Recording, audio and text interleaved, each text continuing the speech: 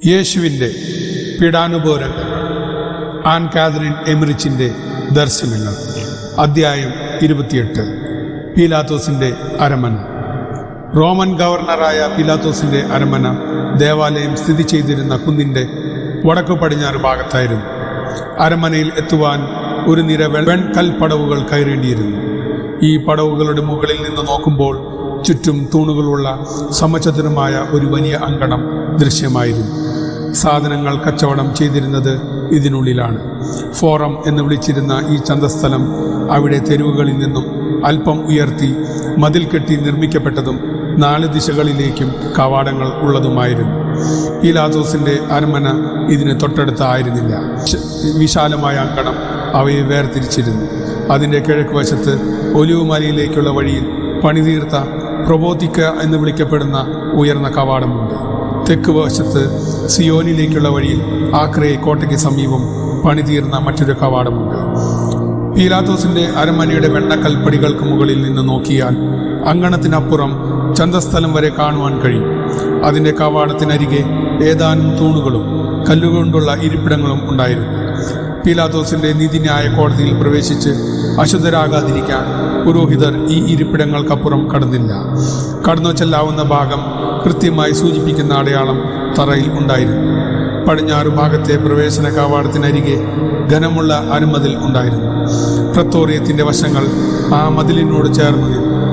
വിധി പ്രസ്താവിക്കുന്നതിനായി പീലാത്തോസ് ഉപയോഗിച്ചിരുന്ന ഭാഗം പ്രത്തോറിയം എന്നാണ് അറിയപ്പെട്ടിരുന്നത്. ഇതിൻ്റെ നടുഭാഗത്ത് ഭൂമിക്കടിയിൽ തടവറകൾ ഉണ്ടായിരുന്നു. കർത്താവിൻ്റെ കൂടെ ക്രൂശിക്കപ്പെടുവാൻ വിധിക്കപ്പെട്ട 2 കള്ളന്മാർ അവിടെയാണ് തടവിലാക്കപ്പെട്ടിരുന്നത്. റോമൻ പടയാളികൾ ഇവിടെ നിരനിരയായി നിന്നു. ഈശോയെ തൂണിൽ കെട്ടി അടിച്ചത് ഈ ഫോറത്തിൽ വച്ചായിരുന്നു. വേറെയും ധാരാളം തൂണുകൾ ഇവിടെയുണ്ട്. കൊട്ടാരത്തിന് അടുത്തുള്ള പലവിധ ശാരീരിക ശിക്ഷകൾ നൽകുന്നതിനും മറ്റുള്ളവ വിൽപ്പന കൊണ്ടുവരുന്ന മൃഗങ്ങളെ കെട്ടിയിടുവാനും ഉപയോഗിച്ചു. കല്ലുകൊണ്ടുള്ള ഇരിപ്പിടങ്ങൾ ഉള്ള ഒരു പ്ലാറ്റ്ഫോം ഫോറത്തിൽ ഉണ്ട്. ഗബാത്ത, കൽത്തളം എന്ന് വിളിക്കപ്പെടുന്ന ഇവിടെ നിന്നുകൊണ്ടാണ് സാധാരണയായി പീലാത്തോസ് കുറ്റവാളികളുടെ വിധി പ്രസ്താവിച്ചിരുന്നത്. അരമനയിലേക്കുള്ള കൽപ്പടികളിലൂടെ മട്ടുപ്പാവിൽ പ്രവേശിക്കാം. ഫരിസയരോടും പുരോഹിതരോടും പീലാത്തോസ് സംസാരിച്ചത് ഈ മട്ടുപ്പാവിൽ നിന്നുകൊണ്ടാണ്. കല്ലുകൊണ്ടുള്ള ഇരിപ്പിടങ്ങൾക്കപ്പുറം കടക്കുവാൻ കൂട്ടാക്കാതെ അവർ ഫോറത്തിൽ തന്നെ നിന്നു. അവിടെ നിന്ന് ഉച്ചത്തിൽ സംസാരിച്ചാൽ ഫോറത്തിലുള്ളവർക്ക് കേൾക്കാൻ വിഷമമുണ്ടായിരുന്നില്ല. പീലാത്തോസിന്റെ അരമനയുടെ പിന്നിൽ ഭംഗിയുള്ള വേനൽക്കാല വസതികളും തോട്ടങ്ങളും ഉണ്ടായിരുന്നു. ഗവർണറുടെ അരമനയുടെയും ഭാര്യ ക്ലോഡിയ പ്രോക്ലസിന്റെ വസതിയുടെയും ഇടയിലാണ് ഈ തോട്ടങ്ങൾ. ഒരു വലിയ കിടങ്ങ് ദേവാലയം സ്ഥിതി ചെയ്യുന്ന മലയിൽ നിന്ന് ഈ കെട്ടിടങ്ങളെ വേർതിരിക്കുന്നു. ദേവാലയത്തിൽ ശുശ്രൂഷ ചെയ്തിരുന്നവരുടെ വീടുകൾ ഈ കിടങ്ങിനോട് ചേർന്ന് കാണാം. പീലാത്തോസിന്റെ അരമനയുടെ കിഴക്ക് വശത്താണ് ഹെറോദസിന്റെ അരമന. എണ്ണമറ്റ പിഞ്ചു കുഞ്ഞുങ്ങൾ കൊല ചെയ്യപ്പെട്ടത് അതിനുള്ളിലെ അങ്കണത്തിലാണ്. ഈ 2 കെട്ടിടങ്ങൾക്കും അവയുടെ പ്രവേശന കവാടങ്ങൾക്കും ഇന്ന് രൂപവ്യത്യാസം വന്നിട്ടുണ്ട്. പ്രധാന 4 വീഥികൾ പട്ടണത്തിന്റെ ഈ ഭാഗത്തു നിന്ന് ആരംഭിച്ച് തെക്ക് ഭാഗത്തേക്ക് പോയിരുന്നു. ഈ വീഥികളിൽ 3 ഫോറത്തിലേക്കും 4ാമത്തേത് ബത്സൂറിലേക്ക് പോകുന്ന പാത ആരംഭിക്കുന്ന കവാടത്തിലേക്കും നയിക്കുന്നവയായിരുന്നു. ഈ വീതിയുടെ പ്രധാന ഭാഗത്ത് ലാസറിന്റെയും മർത്തായുടെയും മനോഹരമായ ഭവനം സ്ഥിതി ചെയ്തിരുന്നു. ഈ വീഥികളിൽ ഒന്ന് പ്രബോധിക്ക കവാടത്തിൽ നിന്ന് ആരംഭിച്ച് ദേവാലയത്തിന് സമീപത്തോടുകൂടെ കടന്നുപോയി. ഇതിന്റെ വലതുവശത്തായിരുന്നു പ്രബോധിക്ക കുളം. ബലിയാടുകളെ ദേവാലയത്തിലേക്ക് കൊണ്ടുപോകുന്നതിന് മുമ്പ് കുളിപ്പിച്ചിരുന്നത് ഈ കുളത്തിലാണ്. ദേവാലയത്തിന് തെക്ക് വശത്തുള്ള ബത്സൈദ കുളത്തിലാണ് ആടുകളെ വീണ്ടും കുളിപ്പിച്ചിരുന്നത്. 2ാമത്തെ വീതിയിലാണ് പരിശുദ്ധ മറിയത്തിന്റെ അമ്മ അന്നയുടെ വീട്. ബലിയർപ്പിക്കുവാൻ കുടുംബസമേതം ജെറുസലേമിൽ പോകുമ്പോൾ അവർ ഇവിടെയാണ് താമസിച്ചിരുന്നത്. ജോസഫും മേരിയും തമ്മിലുള്ള വിവാഹ വാഗ്ദാനം ആഘോഷിച്ചതും ഈ ഭവനത്തിൽ തന്നെ. തെരുവീതികളെക്കാൾ ഉയരത്തിലാണ് ഫോറം നിർമ്മിച്ചിരുന്നത്. അവയിലൂടെ കടന്നു പോകുന്ന കനാലുകൾ ചെന്നു ചേരുന്നത് പ്രബോധിക്ക കുളത്തിലായിരുന്നു. ഫോറത്തോട് വളരെ സാമ്യമുള്ള ഒരു കെട്ടിടം ദാവീദ് രാജാവിന്റെ കൊട്ടാരത്തിന് എതിർവശത്ത് സിയോൻ മലയിൽ ഉണ്ടായിരുന്നു. തെക്കുകിഴക്ക് ഭാഗത്ത് ഊട്ടുശാല കാണാം. വടക്കുഭാഗത്ത് അന്നാസിന്റെയും കയ്യാഫാസിന്റെയും നീതിന്യായ കോടതികളും ദാവീദ് രാജാവിന്റെ കൊട്ടാരങ്ങളും അങ്കണങ്ങളും കുതിരാലയങ്ങളും ഉപേക്ഷിക്കപ്പെട്ട നിലയിൽ കാണാം.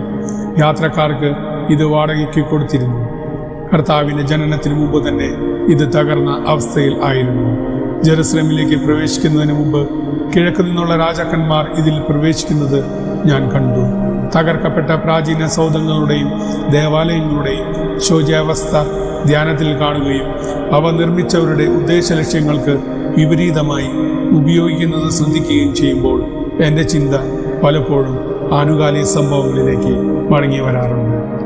ഈശോ വസിച്ചിരുന്ന ഞങ്ങളുടെ ആശ്രമ ദേവാലയം എന്നെ സംബന്ധിച്ചിടത്തോളം ഭൂമിയിലെ പറുദീസ, മേൽക്കൂരയും ജാലകങ്ങളും ഇല്ലാത്ത സ്മാരക വസ്തുക്കളെല്ലാം നീക്കിയ നിലയിൽ അവശേഷിച്ചിരുന്നു.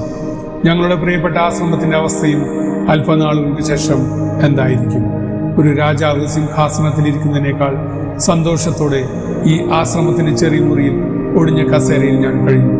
കാരണം ജനലിൽ കൂടി ചാപ്പലിൽ സൂക്ഷിച്ചിരുന്ന വിശുദ്ധ കുർബാന എനിക്ക് കാണുവാൻ കഴിഞ്ഞിരുന്നു. ഏതാനും വർഷങ്ങൾക്കുള്ളിൽ ഒരുപക്ഷെ ഇതിന്റെ അസ്തിത്വം തന്നെ വിസ്മരിക്കപ്പെട്ടു എന്ന് വരാം.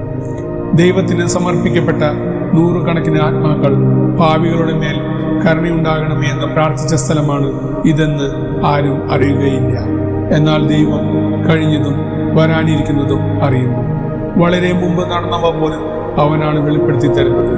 എല്ലാറ്റിനും കണക്ക് കൊടുക്കേണ്ട വിധി ദിവസം ഏറ്റവും നിസ്സാരമായതുപോലും നാം കൊടുത്തു വീട്ടണം. നന്മയും തിന്മയുമായുള്ള എല്ലാ പ്രവൃത്തികളും നാം മറന്നു കിടക്കുന്നവ പോലും അവൻ അനുസ്മരിപ്പിക്കും. ദൈവത്തെ സംബന്ധിച്ചിടത്തോളം ആളുകളോ സ്ഥലങ്ങളോ ഒന്നും ഒഴിവാക്കപ്പെടുന്നില്ല. അവന്റെ കണ്ണുകൾ എല്ലാം കാണുന്നു.